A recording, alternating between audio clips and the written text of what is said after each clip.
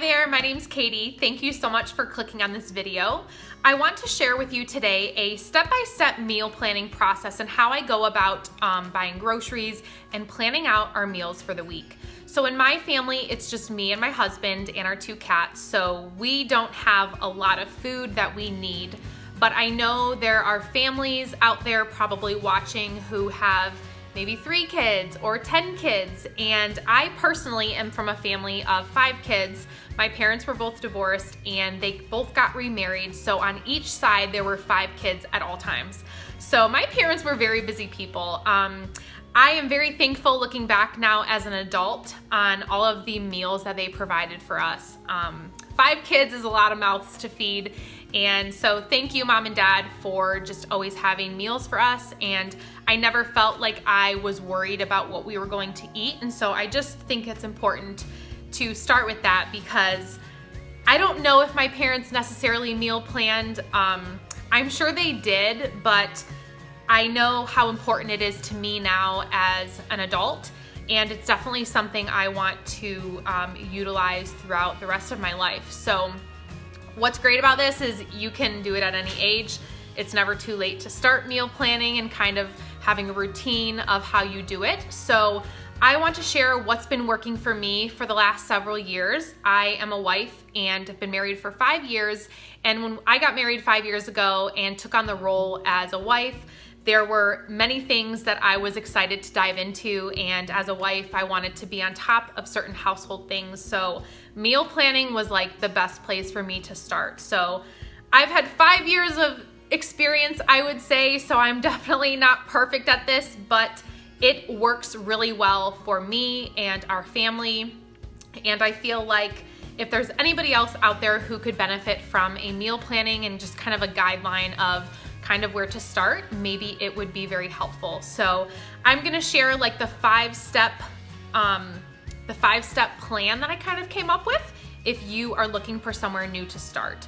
So the first thing, I'm just gonna jump right into it, is to browse your pantry and your refrigerator. Now these are so important because if you are going to the grocery store not knowing what you already have in your house, you're kind of going in there just kind of on a whim and not really thinking about what you already have. And so this is really important to already look at your inventory of what you have, so that way you have an idea of what you don't need to buy. I know that buying things that you normally get on the regular, like for us, we buy carrots every week and milk and eggs. So if you already know you're gonna need those things, you might not need to write those down, but it's very crucial that you look at what you already have so you're not overbuying anything.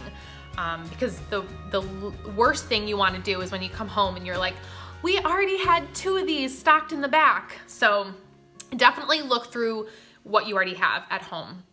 The second part of the step-by-step process is to flip through any weekly sales ads. So we are big shoppers at Aldi. We probably do 90% of our shopping there, and the other 10% we do at other stores. But Aldi for us is perfect because you can get in and out super quick. You don't feel the need to impulse buy, which can be very easy.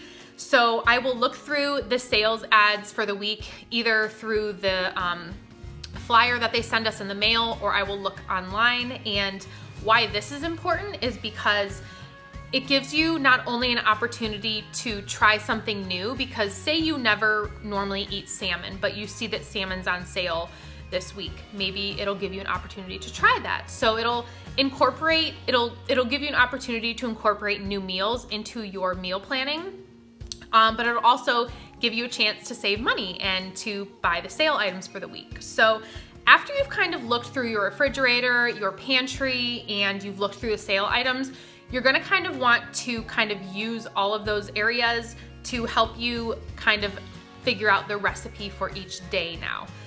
So as you kind of have those in your mind, you're gonna look through, the third step on my processing list is to look on Pinterest for meal inspiration, or to look through any recipe books that you have, or any recipe cards that you might have at home.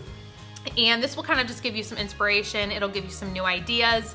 I love using Pinterest because there are literally an endless amount of recipes to try, And if you're anything like me, you probably have like 2,000 recipes saved under your food in Pinterest. But I love this so much because it really helps inspire me to try new things, and I'm able to easily search healthy meals very, very quickly on my phone. So when I get to step 5, I'm gonna kind of show you how I utilize an app on my smartphone to really help make this whole process so smooth. So I just kind of want to run over the 3 steps that I've already shared. So the first one is to browse your pantry and your refrigerator. The second step is to flip through any weekly sales ads. And then the third step is to look through your recipe boxes or Pinterest for meal inspiration. So that takes us to step 4. Step 4 is where you're going to be assigning a meal for each day. Now you want to take into account if you are going to have leftovers, because there are many meals that can be very large that you might make where you're going to have leftovers. So for me, I try to make at least 1 meal per week that's going to have a leftover. So if we know, for example, on Wednesday nights, we are going to have a Bible study, I'm going to make a large meal on Tuesday so that way we have enough for Wednesday, so we're not scurrying around at the last minute to try to make something for our busy evening. So I would encourage you to definitely consider doing this because it's gonna take away so much stress and thought, and it's gonna allow you to just have so much more headspace for other important things and priorities that you might have. So after you've browsed your pantry, after you've looked through the weekly sales ads, after you've looked through your recipe ideas on Pinterest or your recipe cards, this is probably the hardest part in this whole process, is where you're gonna assign the meals. Now, I'm probably like too much of a perfectionist, and I'm probably way dramatizing this to some people, but I'm telling you, this is so crucial, and it's gonna make such a difference in your family's life if you just apply these steps.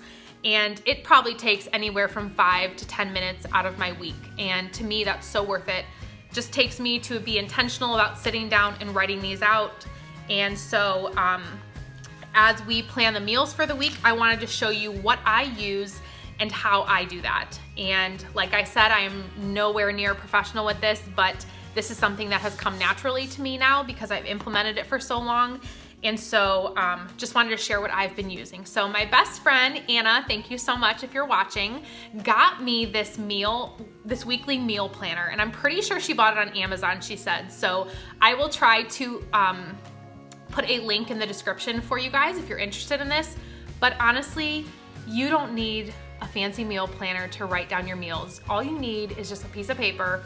And for me personally, I love writing things down because I feel like it just helps me to get in, I don't know, it just helps. It's just fun, and that's just how I process things. So I really enjoy writing things down. So if you're like me, you might really enjoy a meal planner. I'm pretty sure this was like under $10, she said. So I will link that, but I'm telling you, if you don't want to buy this, you don't have to. You can just use a scrap piece of paper. It'll work just fine. So I wanted to show you kind of what I just did and how I planned our meals for next week. So on Monday, I have an Asian stir fry with rice that I'm gonna be making. And then on Tuesdays, of course, it's tacos. So we have tacos. And then on Wednesday, I'm making a low carb broccoli and ham bake. And then I'm gonna make a lot of that in a 9x13 casserole dish. So I'm gonna have leftovers for the next day. So that makes it really easy for Thursday.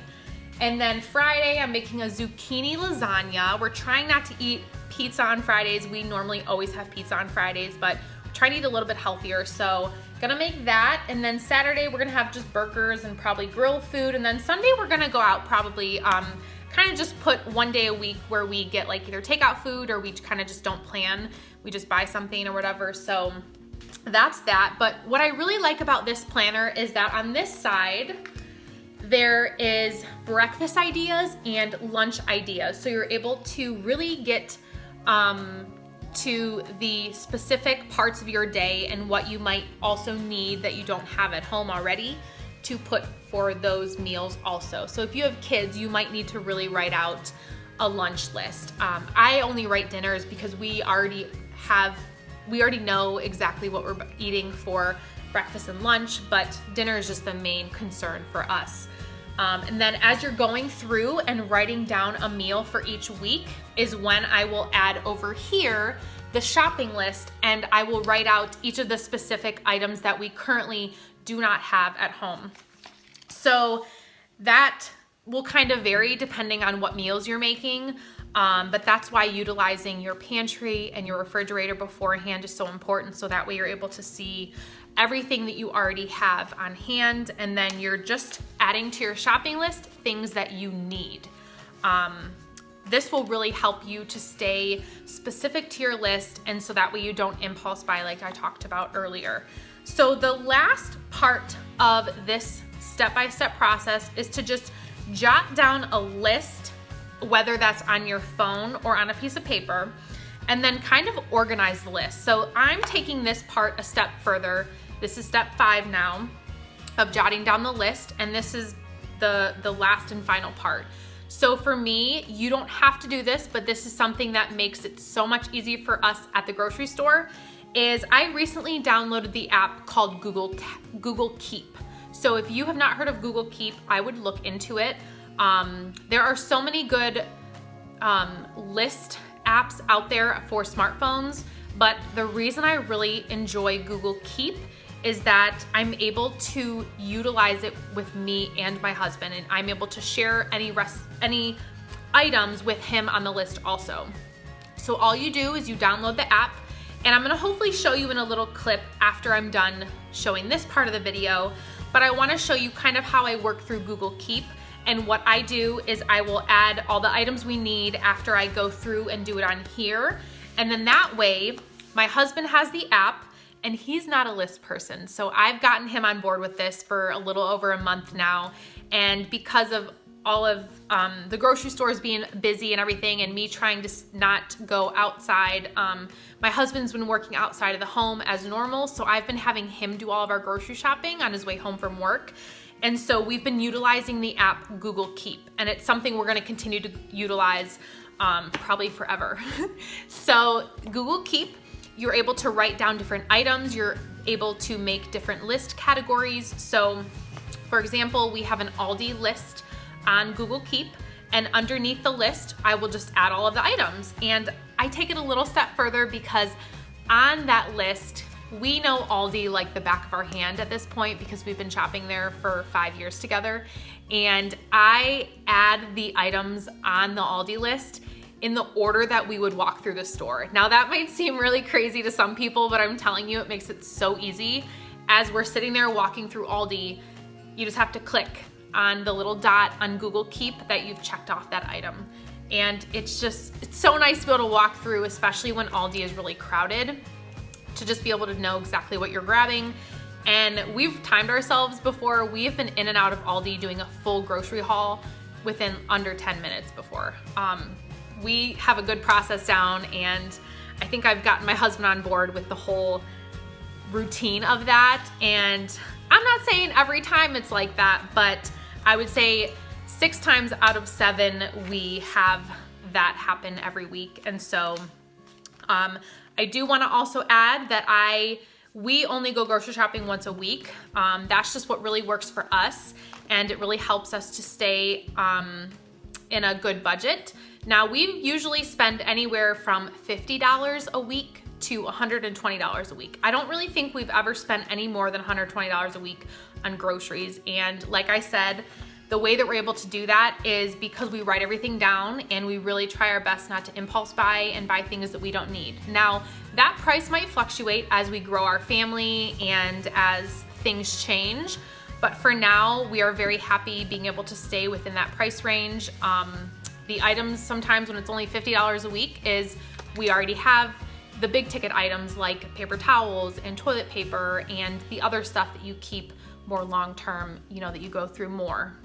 So those are most of the tips that I have to share with you. Again, I'm going to try to insert a few clips of me showing you kind of more in-depth in my meal planning book, and then more in-depth with the Google Keep app, because Google Keep is so awesome and it's so easy.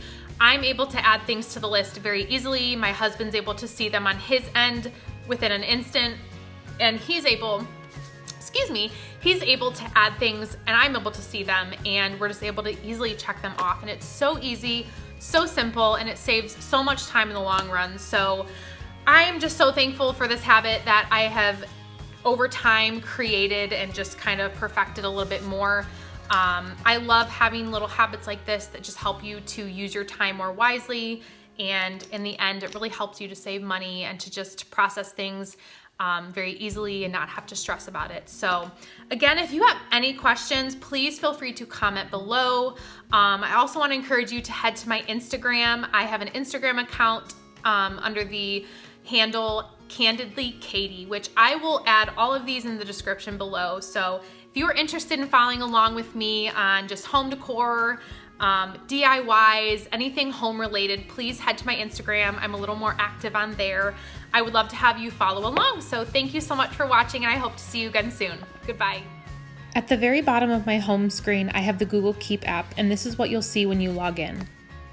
As you can see, I have two separate lists right now, one for Aldi and one for Walmart. If you open the Aldi list, you'll see that you can easily add items to your grocery list. Here I am adding things that is on my list for the week.